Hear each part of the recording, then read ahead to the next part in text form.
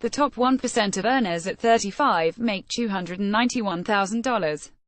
Stuart C. Wilson Getty. If you want to be in the top 1% of income earners by the time you're 25, you'd better find a job that pays at least $116,000. If that seems unreachable and you want to be in the 1% by the time you're 35, well, it doesn't get much easier. The top 1% of earners at 35 make $291,000. This data, which comes from the U.S. Census and American Community Survey, is telling when you compare each income to national averages.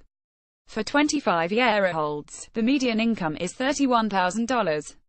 For 35-year-olds, it's $45,000. And for all adults, the median is $56,516. In one sense, a difference of $14,000 in the middle, a 45% increase compared to $185,000 at the tippy top, a 160% increase, illustrates the compounding effects of being a high-wage earner. Having more disposable income enables people to save and invest more than if they have significantly less. As a result, the rich tend to get richer while people toward the middle tend to coast by on their salaries alone. But another way to interpret the difference is that top 1% incomes rising so sharply over a short period indicates income inequality is widening. If incomes were more equal, in other words, both the median and top 1% incomes would rise along similar trajectories. Andy Kish, Business Insider. Economists have implicated steep tax breaks as one reason the top 1% sees their income grow disproportionately relative to the middle class.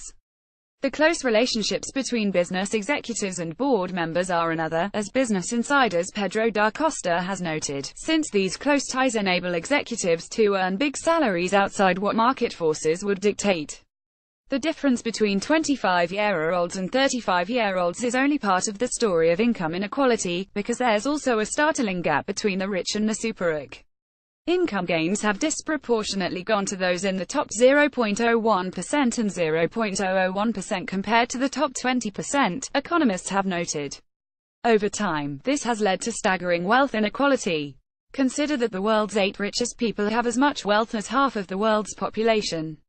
In the U.S., the rich-poor gap has created a widespread perception of lack. The proportion of people identifying as havenos versus haves has more than doubled since 1988. There is one bright spot. On a global scale, the world is becoming far more equal than it's ever been.